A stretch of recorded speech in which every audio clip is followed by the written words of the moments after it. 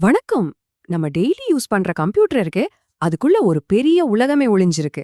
வாங்க அதோட ரகசியத்தை எல்லாம் உடைச்சு கம்ப்யூட்டரோட ஏபிசிடிய ஜாலியா கத்துக்கலாம்.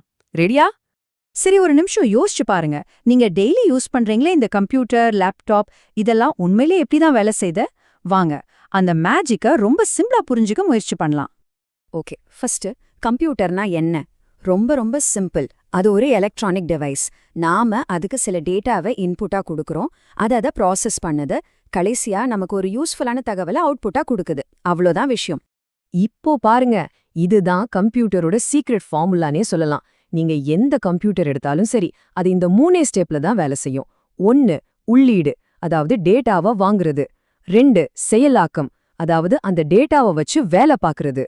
3 வெளியீடு, அதாவது நமக்கு ரிசல்ட் தர்றது. Input, process, output. சிம்பிள். சரி, அந்த இன்புட் அவுட்புட் பத்தி இன்னும் கொஞ்சம் டீட்டெயிலா பார்க்கலாமா? இத ஒரு கான்வர்சேஷன் மாதிரி கற்பனை பண்ணிக்கோங்க. நீங்க கம்ப்யூட்டர் கிட்ட ஒன்னு சொல்றீங்க, அது உங்களுக்கு பதில் சொல்லுது. அவ்வளவுதான். அந்த கான்வர்சேஷன் எப்படி நடக்குது? நாம கம்ப்யூட்டருக்கு இன்ஸ்ட்ரக்ஷன்ஸ் கொடுக்க, அதாவது அதுகிட்ட பேச கீபோர்ட், மவுஸ், மைக்ரோஃபோன் இதையெல்லாம் யூஸ் பண்றோம். இதுதான் இன்புட் டிவைசஸ்.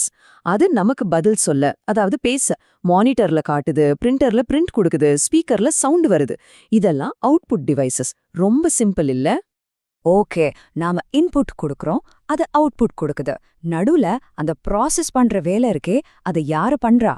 அதுக்கு தான் கம்ப்யூட்டர்ல ஒரு மாஸ்டர் இருக்காரு. அவர்தான் கம்ப்யூட்டரோட மூளை. நாம சொல்றது CPU. வாங்க அந்த மூளைக்குள்ள ஒரு விசிட் அடிச்சிட்டு வரலாம். ஆமாங்க, நீங்க கேள்விப்பட்டது சரிதான். கம்ப்யூட்டரோட மூளை, அதுதான் CPU. எல்லா முக்கியமான கணக்குகளையும் போடுறது, எல்லா வேலைகளையும் கண்ட்ரோல் பண்றதுன்னு முழு ஷோவையும் நடத்துறதே இதுதான். சரி, இந்த மூளைக்குள்ள என்னதான் இருக்கு? 3 முக்கியமான டீம் மெம்பர்ஸ் இருக்காங்க. முதல்ல ALU. இவர்தான் கணக்கு வாத்தியார். கூட்டல், கழித்தல் எல்லா லாஜிக் கணக்கையும் இவர்தான் பாப்பார். அடுத்து கண்ட்ரோல் யூனிட். இவர் ஒரு டிராஃபிக் போலீஸ் மாதிரி. டேட்டா எங்க போகணும், எங்க வரணும்னு எல்லாத்தையும் கரெக்டா வழிநடத்துவார். கடைசியா ரெஜிஸ்டர்ஸ். இது ஒரு சின்ன நோட்பேட் மாதிரி. அப்போதைக்கு டக்குன்னு தேவைப்படுற தகவலை எழுதி வச்சுக்க இது உதவும். இந்த 3 பேரும் சேர்ந்துதான் ஒரு டீமா வேலை செஞ்சு கம்ப்யூட்டர் இயக்குறாங்க. இப்போ அடுத்ததா ரொம்ப ரொம்ப முக்கியமான ஒரு விஷயத்துக்கு வரும். இதுல தான் நிறைய பேருக்கு குழப்பம் வரும். மெமரினா என்ன, ஸ்டோரேஜ்னா என்ன, ரெண்டும் ஒண்ணுதானே? இல்லவே இல்ல. வாங்க ஒரு சூப்பர் உதாரணத்தோட இதை ஈஸியா புரிஞ்சுக்கலாம். உங்க ஒர்க்கிங் டேபிளையும் ஃபைல் வைக்கிற கப்போடையும் ஞாபகம் வச்சுக்கோங்க. RAM, random access memory. இதுதான் உங்க ஒர்க்கிங் டேபிள். நீங்க ஒரு வேலையை செஞ்சுட்டு இருக்கும்போது அதுக்கு தேவையான ஃபைல்ஸ், அப்ளிகேஷன்ஸ் எல்லாத்தையும் இந்த டேபிள் மேல பரப்பி வச்சிருப்பீங்க இல்லையா? அப்போதான் வேலையை வேகமா செய்ய முடியும். ஆனா வேலை முடிஞ்சு கிளம்பும்போது, அதாவது கம்ப்யூட்டரை ஷட் டவுன் பண்ணும்போது அந்த டேபிள் கிளீன் ஆயிடும்.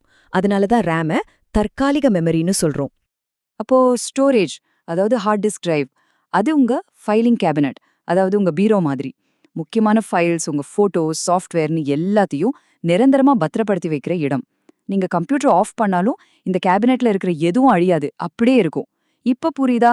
ரேம்ங்கிறது அப்போதைக்கு வேலை செய்யற இடம், ஸ்டோரேஜ்ங்கிறது நிரந்தரமா சேமிச்சு வைக்கிற இடம். ஹார்ட் டிஸ்க் மட்டும்தான் ஸ்டோரேஜ்னு இல்ல, நம்ம யூஸ் பண்ற பென் டிரைவ், CD, DVD, ஏன் நம்ம போன்ல போடுற மெமரி கார்டு கூட இந்த மாதிரி ஃபைலிங் கேபினெட்ஸ் தான். நம்ம டேட்டாவை நிரந்தரமா சேமிக்க இது எல்லாமே யூஸ் ஆகும். சரி, இவ்ளோ நேரம் நம்ம டெக்னிக்கலா நிறைய விஷயம் பார்த்தோம். எதுக்கு இதெல்லாம் தெரிஞ்சுக்கணும்னு நீங்க கேட்கலாம்.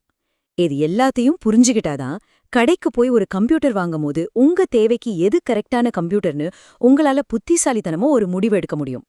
வாங்க அதை எப்படி பண்றதுன்னு பார்க்கலாம். இப்போ உங்களுக்கு 2 முக்கியமான விஷயம் நல்ல ஞாபகம் இருக்கும்னு நினைக்கிறேன். ரேம்னா உங்க ஒர்க்கிங் டேபிளோட சைஸ்.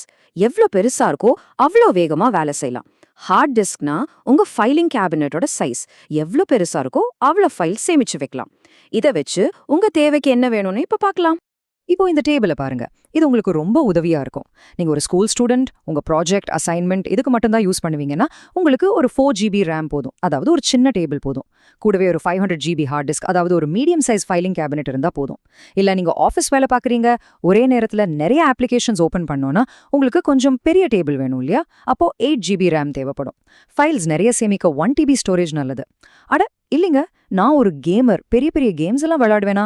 அப்போ உங்களுக்கு ஒரு பெரிய டைனிங் டேபிள் சைஸ்க்கு இடம் வேணும். அதாவது மினிமம் 16GB ரேம், அது கூடவே ஒரு நல்ல கிராஃபிக்ஸ் கார்டும் கண்டிப்பா வேணும். அப்பதான் கேம் ஸ்மூத்தா இருக்கும். ஓகே, இன்னைக்கு உங்க தேவைக்கு ஒரு கம்ப்யூட்டரை எப்படி செலக்ட் பண்றதுன்னு ஒரு ஐடியா கிடைச்சிருக்கும். ஆனா ஒன்னு மட்டும் ஞாபகம் வச்சுக்கோங்க. டெக்னாலஜி ரொம்ப வேகமா மாறிட்டே இருக்கு. இன்னைக்கு இருக்கிறவங்க தேவை நாளைக்கு மாறலாம். சோ யோசிச்சு பாருங்க, உங்க எதிர்கால தேவைகள் என்னவா இருக்கும். உங்க எதிர்காலத்தை மனசுல வச்சு உங்க அடுத்த கம்ப்யூட்டரை தேர்ந்தெடுங்க. மீண்டும் சந்திப்போம்.